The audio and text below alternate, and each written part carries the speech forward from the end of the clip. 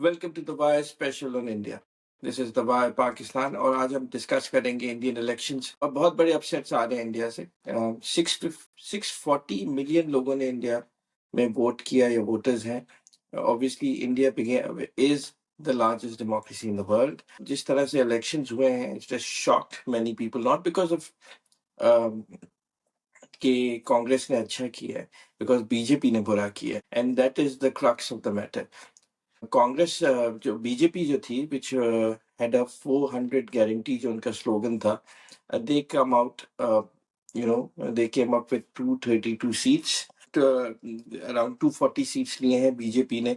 और जो उनकी एनडीए अलायंस गवर्नमेंट है वो 293 सीट्स ले पाई है, as oppose to Congress and team India which is one 232 seats. और बेसिकली इसमें कांग्रेस ने 100, 102, 103 सीट्स ली है। तो ये जो हिस्टोरिक इलेक्शंस हुए इंडिया में, we need to understand one thing के this would be remembered not as the Congress resurgence but the failure of BJP to win more seats. बहुत बड़े दावे किए गए थे कि हम 400 सीट जीतेंगे। एनालिस्ट जो थे वो कोई 300 310 सीट्स दे रहे थे, लेकिन जो उन्होंने ली वो 240 ऑट सीट्स ली। ऑब्वियसली इसके रीजंस बहुत ज्यादा बात की जा सकती हैं। द वे बहुत बड़ी बड़ी बातें की, हिंदू मुस्लिम वोट डिवाइड किया। I think one of the reasons जो रहा बुरी परफॉर्मेंस में, वो यही रहा कि उन्होंने मुस्लिम वोट और दलित वोट को पूरा आइसोलेट कर दिया। उसके बाद जो कास्ट वोट है वो उन्हें नहीं पड़ा यूपी जैसी जगहों पे। तो suffered in UP, suffered in basically Maharashtra and Rajasthan, which has been very upsetting. तो यूपी और राजस्थान का मैं कहूँगा इलेक्शन जो था बड़ा इंटरेस्टिंग रहा। यूपी की बात करते हैं, राकेश यादव है समाजवादी पार्टी के, they have out performed with Congress winning 37 seats and 6 seats जो है वो कांग्रेस ने ली और बीजेपी ने 33 सीट्स ले पाए। और अगर बेसिकली अगर हम यूपी को देखें तो UP has a population of over 140 million people. UP Pakistan से बड़ा है। यूपी की डायनेमिक्स बहुत अलग है। Yogi which was apparently came as a super chief minister, has done work, development UP में हुई है, फेडरल से फंडिंग भी हुई है। Yogi has been a good administrator as such, मगर वो जो वोट है वो नहीं ले पाया। बड़ी वजह कहते हैं कि समाजवादी पार्टी ने जो अपनी वर्किंग की थी गांव गांव, अगर आप रूरल इंडिया में देखें उन्हें कम वोट पड़ा है। और ये सारी सीटें, कास्ट सीटें जो थी वो पूरी जो थी वो अखिलेश यादव यानी समाजवादी पार्टी और कांग्रेस ने ले ली, टीम इंडिया ने। इसी यूपी की बात करें तो अगर ये 5-6 सीटें कहते हैं कि और भी निकाल लाते अगर वो एक खातून है, I don't remember her name, वो मायावती, आई थिंक मायावती अगर की पार्टी उनके कुछ कुछ वोट्स नहीं काटती। Coming back to Maharashtra, what a disaster in Maharashtra, जिस तरह से शिवसेना के साथ हुआ और फिर जो है वो कांग्रेस की अलायंसेस और फिर बीजेपी ने जो जिस तरह से गवर्नमेंट तोड़ी और एक नई शिवसेना बनाने की कोशिश की, that fired up and blow back on BJP in Rajasthan again. Rajasthan में अगर आप देखा जाए तो राजस्थान में जो बीजेपी का वोट बैंक था वो they I let me just put it, they pissed lot of people in Rajasthan, they pissed a lot of communities because Rajasthan is a divided state between Jats and different vote। जो वहां पे community vote है जी, cast vote जो है वो करता है। तो I think you can't keep everyone happy by being administrator and that's why Rajasthan is lost. कहते हैं कि उसमें ऑब्वियसली जो था वो बीजेपी की अपनी जो वर्किंग थी वो नहीं रही राजस्थान में। Obviously BJP was over confident. अगर आप देखें तो वो लोग फैजाबाद में भी सीट हार गए, यूपी में जहाँ राम मंदिर बना है, लेकिन इसे समझने की जरूरत है कि क्यों हारे। सॉरी, जब आपने डिस्प्लेस किया लोगों को तो कॉन्स्टिट्यूंसी में लोग तो वही रहते, तो उसका इफेक्ट आएगा, चाहे वो हिंदू हो चाहे मुसलमान हो। जब वो फूल बेचने वाला था उसे आपने डिस्प्लेस करके अलहदा कर दिया तो उसमें बिजनेस तो खत्म हो गया, तो उसके वोट ऑफ रिजेंटमेंट था, तो वो विच वेंट अगेंस्ट बीजेपी।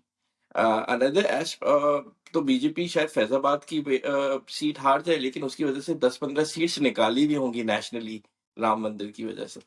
तो that has an impact obviously. तो बट सिंबॉलिक है। यू लॉस्ट फैजाबाद जहाँ पे आपने राम मंदिर बनाया। उसके अलावा वेस्ट बंगाल की बात की जाए, जहाँ पे कहते हैं कि बीजेपी को रिसर्जेंस करना था, वहां पे ममता बनर्जी ने उन्हें पुश कर दिया। तमिलनाडु में is been average performance, but is this over for BJP? No, not really. अगर आप बीजेपी का वोट देखें तो 235-240 सीट्स, तो what is next to BJP is Congress with 102-103 seats. तो BJP with 35% of the overall vote bank, or close to 35%, is the biggest political party of India. उसे धचका जरूर पहुंचा है, लेकिन नॉट वाइप आउट। मायोपिक ख्याल है इंडिया में भी और पाकिस्तान में भी कि BJP has been outcasted or something like that, but BJP is way ahead of its competition. Yes, BJP एक कमजोर गवर्नमेंट बना चुकी है। प्राइम मिनिस्टर नरेंद्र मोदी जो है तीसरी बार ओथ ले चुके हैं। He is become after Jawaharlal Nehru the second prime minister to take over as prime minister for the third time. Congratulations to him. आज उन्होंने पाकिस्तानी प्राइम मिनिस्टर शहबाज शरीफ ने उन्हें कॉन्ग्रेचुलेट किया, मोदी साहब ने उन्हें जवाब दिया। So good luck with that. Would we see a different Modi? That is another question. But coming back to India, हो क्या रहा है, हुआ क्या बीजेपी के साथ? Obviously बीजेपी जो चंद्रबाबू नायडू जो थे, that is an interesting personality. अगर आप इंडिया में साइबराबाद या हैदराबाद की बात करें या आंध्र प्रदेश की बात करें, तो Chandrababu Naidu claims to be the founder of the modern Indian IT sector. He has Modi साहब की नहीं बनती थी। It was only in the last 1.5 to 3 years BJP ने रीच आउट किया 1-2 सालों में और चंद्रबाबू नायडू को उसके अलावा जो है नीतीश कुमार के बीजेपी के जो दूसरे बड़े अलायंस है जो बिहार से हैं। अगर आप नीतीश कुमार को देखें, टीम इंडिया को बनाने वाले नीतीश कुमार थे। The whole campaign of team India जो कांग्रेस के साथ थी, जो रन करने वाले नीतीश कुमार थे। It was only when Nitish Kumar जो थे वो राहुल गांधी वगैरह की वजह से प्राइम मिनिस्टर को लीड नहीं कर पाए, सॉरी, टीम इंडिया को। he switched sides to the BJP, and these are your two partners. So probably at a strategic level, Team India did make some mistakes, and not अपने राहुल के, but obviously Rahul Gandhi had जो उन्होंने भारत यात्रा की, that has brought in some sort of acceptability to Congress. अगर आप कहें कांग्रेस ने बहुत ज्यादा आउट परफॉर्म किया, तो नहीं, it is the third biggest failure for Congress historically. At the same time, it's the third biggest failure for BJP. So the games is set. Would India change after that? एक चीज तो जरूर, जो invisibility थी prime minister Narendra Modi की, वो खत्म हो चुकी है। दैट और अब आप देखेंगे to cracks within BJP in times to come, because one person had too much power, and you would see cracks within BJP in times to come, और ये एक vulnerable गवर्नमेंट रहेगी। वो अलग बात है कि ऑब्वियसली कि अभी जब कैबिनेट मिनिस्टर्स आए हैं, तो उसमें से आई थिंक दो और एक और दो लोगों को एक्सक्यूज मी लोगों को बीजेपी ने अकोमोडेट किया है। नरेंद्र मोदी का टोन चेंज हो गया है। जो इनविजिबिलिटी थी और फिर अपने आप को जो कहते थे कि बीजेपी ने ये किया है और बीजेपी ने वो किया है, अब वो उनके मुंह से आप टर्मिनोलॉजी एनडीए सुनेंगे। So what is there for Congress? That is an interesting point. Congress ने एक बहुत बड़ा टीम इंडिया ने जो मार्का मारा है, एक साइकोलॉजिकल इम्पैक्ट तो आया है कांग्रेस और टीम इंडिया को, कि हम बीजेपी को मिलके अभी भी आई थिंक अगर वो 20-30 सीट्स अगर ऊपर नीचे कर लेते, तो शायद वो और ये गेम सकता था। लेकिन obviously hats off to Team India as well, because it is also true that the BJP worked as a faceless party. देखा जाए तो उन्होंने aspect is the role of social media in India. जिस तरह YouTubers India में emerge करे and become more powerful than the mainstream news channels in Pakistan or in India or even globally. Trust है वो हटता जा रहा है, कॉर्पोरेशंस खरीद रही हैं, तो ऑब्वियसली यूड सी जो अपना जो उनके मेन स्ट्रीम एंटी मोदी जो थे वहां पे गोदी और मोदी मीडिया कहा जाता है ना, गोदी मीडिया और एंटी गोदी मीडिया। तो एंटी मोदी एंटी मोदी या गोदी मीडिया जो था, वो ऑब्वियसली जब आपने उन पे प्रेशर डाला तो उन्होंने अपने यूट्यूब चैनल लिए, और अब आप उन्हें नहीं रोक सकते, तो became bigger than you have you know that counter narrative coming from BJP IT cell which never worked। तो बीजेपी को अगर देखा जाए तो उसने अपने आप के वोट रिटेन किए हैं, consolidate. they have obviously they have made big losses in Maharashtra, Rajasthan, biggest upset to me in UP, enormous upset, psychological impact बहुत बड़ा होगा।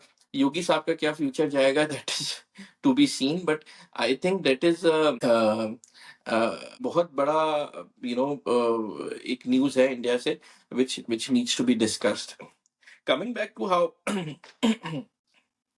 इसमें चीज और भी हमें ऐड करनी पड़ेगी। Madhya Pradesh BJP swept elections, Tamil Nadu they've done fairly well, in a lot of states which will do commentary on BJP has done wonders, और बीजेपी ने बहुत काम किया है।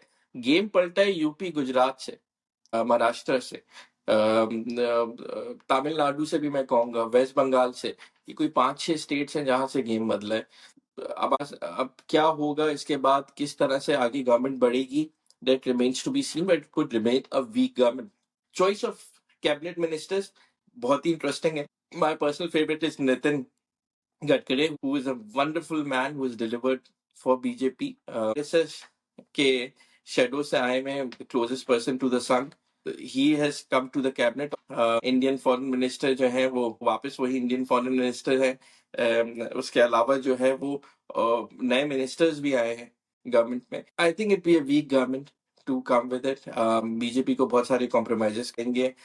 You would see BJP, a team in BJP would coming up with major, federal funding for states to recoup with what they've lost in terms of foreign policy। Foreign policy कमोपेश वही रहेगी, but I think ignore Pakistan वाली policy Modi साहब जो है वो तीसरी बार prime minister बनने के बाद।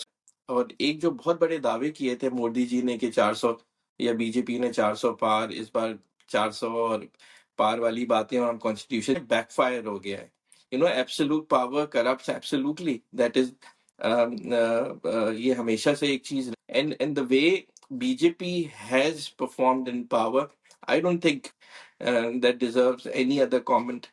Modi to me is the Zia ul Haq of Pakistan, of India। जिस तरह जिया ने फंडामेंटलिज्म और फनेटिसिज्म आई और जिससे पाकिस्तान पर Modi poison of Hinduita is there, which has radicalized the middle class of India, is somehow pinched the ethos of the soul of India, which is the secular India. 16 से 18 करोड़ मुसलमान या 20 करोड़ मुसलमान क्या सोचते होंगे कि किस तरह उन्हें इग्नोर किया जा रहा है। इसी तरह आपके पास जो बैकवर्ड आउटकास्ट हैं, वो के दलित, ये तकरीबन 35-40 करोड़ लोग बनते हैं ये। और वेन यू जो बीजेपी की टैक्टिक भी रही थी कि हर इतना प्रोपेगेंडा करें कि आप 50-55% जो है वो लोगों को हिंदू वोट ले लें और वो जीत जाएं, that has worked, but at the cost of a lot of things, at the cost of national character, at the cost of destruction।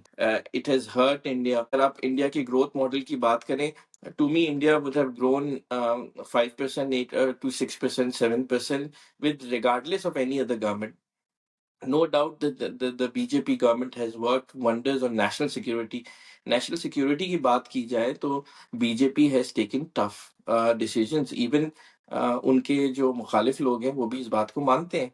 लेकिन in terms of growth जो है वो I think India would have grown organically regardless of any government because of its size। इसमें कोई governance या BJP का कोई इतना कमाल नहीं है। हाँ, ये जरूर हुआ है, the gap between rich and poor has grown, so it's Adanis and other people who become richer, and India में अब भी 50 से 70 करोड़ लोग जो हैं वो गरीब लोग रहते हैं।